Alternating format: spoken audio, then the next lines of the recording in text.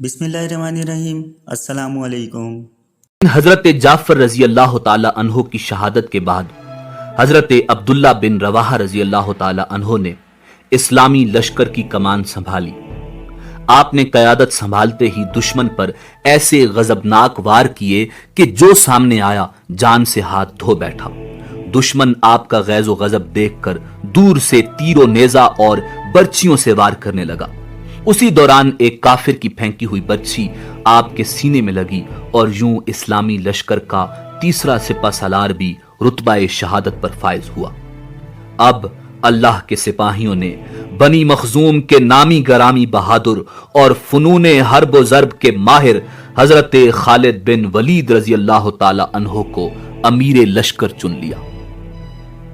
اپنی آنکھوں کے سامنے رسول خدا امام الانبیاء جناب محمد الرسول اللہ صلی اللہ علیہ وسلم کے منتخب کردہ 3 سپہ سالاروں کی شہادت نے آپ کو اس قدر مشتعل کر دیا تھا کہ آپ دشمن کی تعداد کو خاطر میں نہ لاتے ہوئے ہر قسم کی احتیاط بالائے طاق رکھتے ہوئے دشمن پر ٹوٹ پڑے۔ دشمن جائے پناہ ڈھونڈنے لگا، جو سامنے آیا جان سے گیا۔ آپ کے غیظ و غضب، زور بازو اور حملے کی شدت کا اندازہ اس بات سے لگایا جا سکتا ہے کہ آپ رضی اللہ تعالی عنہ نے اس روز لڑتے لڑتے دشمن پر 9 تلواریں توڑ دی۔ 10ویں تلوار نے اس روز لڑائی کے اختتام تک آپ کا ساتھ نبھایا۔ اگلے روز حضرت خالد بن ولید رضی اللہ تعالی عنہ نے ایک حیرت انگیز جنگی چال چلی۔ ایک روز پہلے جو مجاہدین اگلی صفوں میں لڑ رہے تھے انہیں پیچھے لے گئے، دونوں بازوؤں پر لڑنے والے سپاہیوں کو بھی باہم بدل دیا۔ اس سے ایک فائدہ تو یہ ہوا کہ سامنے کے تازہ دم مجاہدین نے دشمن پر بڑا ہی زوردار حملہ کیا۔ دوسرا، نئے چہرے اور ان کا جوش و ولولہ دیکھ کر دشمن سمجھا کہ مسلمانوں کو تازہ دم فوجی دستوں کی مدد پہنچ گئی ہے۔ یہ سوچ کر رومیوں اور عیسائیوں کے چھکے چھوٹ گئے۔ اسی دوران دائیں پہلو کے سالار قطبہ بن قتادہ رضی اللہ تعالی عنہ دادے شجاعت دیتے ہوئے دشمن کے قلب میں جا گھسے اور دیکھتے ہی دیکھتے دشمن فوج کے سپہ سالار کو مار گرایا، جس سے دشمن کا رہا سہا حوصلہ بھی جاتا رہا اور وہ گھبرا کر پسپا ہو گئے۔ ناظرین، ادھر موتا کے مقام پر تاریخ عالم کی حیرت انگیز جنگ جاری تھی، ادھر مدینہ منورہ میں رسول خدا امام الانبیاء جناب محمد الرسول اللہ صلی اللہ علیہ وسلم چند صحابہ کرام رضوان اللہ تعالی علیہم اجمعین کے ساتھ مسجد نبوی میں تشریف فرما تھے۔ اللہ رب العزت نے میدان جنگ کا نقشہ آپ کی آنکھوں کے سامنے کر دیا، جسے دیکھ کر آپ کی آنکھوں سے آنسو رواں تھے اور آپ میدان جنگ کا آنکھوں دیکھا حال بیان فرما رہے تھے۔ آپ صلی اللہ علیہ وآلہ وسلم نے فرمایا، اب جھنڈا زید نے سنبھال لیا، وہ شہید ہوئے۔ اب جھنڈا جعفر نے اٹھایا، وہ بھی اللہ کو پیارے ہو گئے۔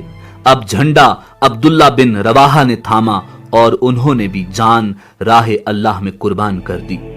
آپ صلی اللہ علیہ وآلہ وسلم ایک لمحہ کو رکے اور پھر فرمایا، اب جھنڈا اٹھایا اللہ کی تلواروں میں سے ایک تلوار نے اور اس کو فتح حاصل ہوئی۔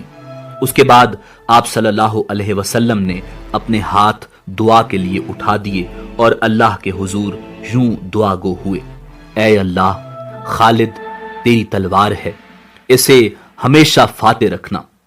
ناظرین، یہی وہ مارکہ حق و باطل تھا جس میں حضرت خالد بن ولید رضی اللہ تعالی عنہ نے اپنی بے مثال شجاعت، حیران کن جنگی حکمت عملی اور قیامت خیز تلوار بازی کے باعث رسول خدا امام الانبیاء جناب محمد الرسول اللہ صلی اللہ علیہ وآلہ وسلم سے سیف اللہ کا لقب پایا۔ ناظرین، مکہ کے گرد و نواح میں بہت سے بت کدے تھے، جن میں سب سے بڑا بت عزا کا تھا۔ عزا کو مشرکین طاقت اور خوشحالی کی دیوی جانتے تھے۔ مشرکین پتھر کی اس لاچار دیوی کے حضور طاقت کے اصول اور مالی آسودگی حاصل کرنے کے لیے چڑھاوے چڑھاتے اور گڑ گڑاتے تھے۔ عزا کا بت وادی نخلا کے ایک موبد میں رکھا تھا جو مکہ سے 10 میل دور بستان عامر کے باغ میں واقع تھا۔ اس موبد کا انتظام بنو شیبان کے سپرد تھا۔ رسول اللہ صلی اللہ علیہ وسلم نے عزا کا بت توڑنے کے لیے حضرت خالد بن ولید رضی اللہ تعالی عنہ کو مقرر فرمایا۔ یوں آپ رضی اللہ تعالی عنہ 30 فوجیوں کے ساتھ وادی نخلہ کی طرف روانہ ہوئے۔ حضرت خالد بن ولید رضی اللہ تعالی عنہ 25 رمضان المبارک کو اس موبد میں داخل ہوئے اور سامنے چبوترے پر رکھا عزا کا بت ایک ہی وار میں زمیں بوس کر دیا اور حضور اکرم صلی اللہ علیہ وسلم کی خدمت میں حاضر ہو کر خبر دی کہ عزا کو خاک میں ملا آیا ہوں۔